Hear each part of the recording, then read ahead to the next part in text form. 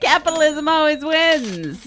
BLM co-founder and self-described Marxist Patrice Khan-Coulor goes on a multi-million-dollar real estate buying binge. I mean, I kind of love it. Good for her. Get all the property. I wish people would just be honest about it and say, I want power and money, you know? Just be like, you know what we want? We want power and money.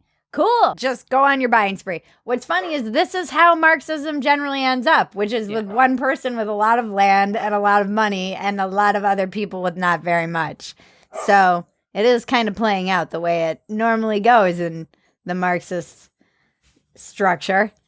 And then Lisa Simpson came out against her and had a really great line that said her boots aren't on the ground, her feet are in a pedicure bowl. But y'all out here buying properties with the money of the death of our children, well, I'm here to tell them your boots ain't on the ground, your boots in the pedicure bowl.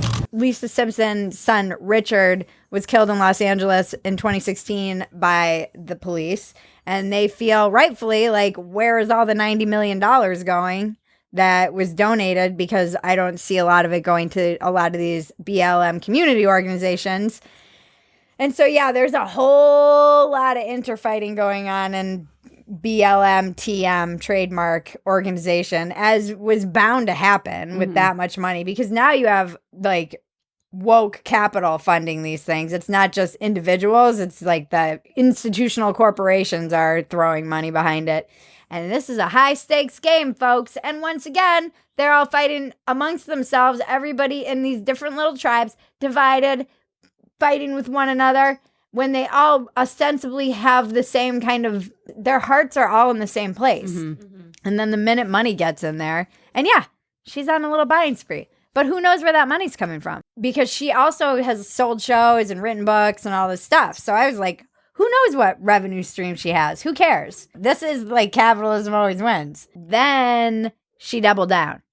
It was like justifying why she decided to do this, because she has family and she still sees it as Marxism because she's taking care of her family. The way that I live my life is in direct support to Black people, including my Black family members. I see my money as not my own. I see it as my family's money as well. And I was like, you silly idiot. Wow. You should have not said anything and said, I have other revenue streams and this is none of your goddamn business. But because so many people in the community are calling her out, yeah, it's going to get ugly. It's because of the hypocrisy of being a Marxist and then being like, oh, I'm going to buy some multi-million-dollar homes. Like, that is kind of the opposite.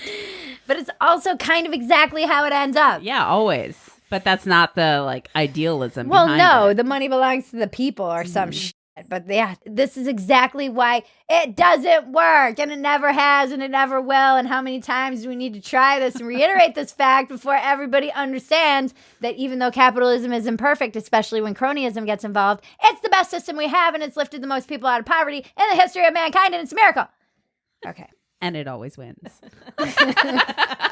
And then Facebook is blocking links to the stories of her purchases, which is kind of fucked up as well. They're blocking links to the New York Post articles and the Daily Mail. This shit just gets more terrifying every week. And they always have a good, pretty okay excuse. Like, oh, we don't like to tell people where celebrities live. And it's like, you can easily find this stuff out. You do this all the time. People are always posting. Drive down Sunset and there's a stars map. There was, you can get in a fucking bus in LA and they'll be like, that's where Ben Affleck just built his new $20 million Pacific Palisades mansion. And I don't know why the person talks that way.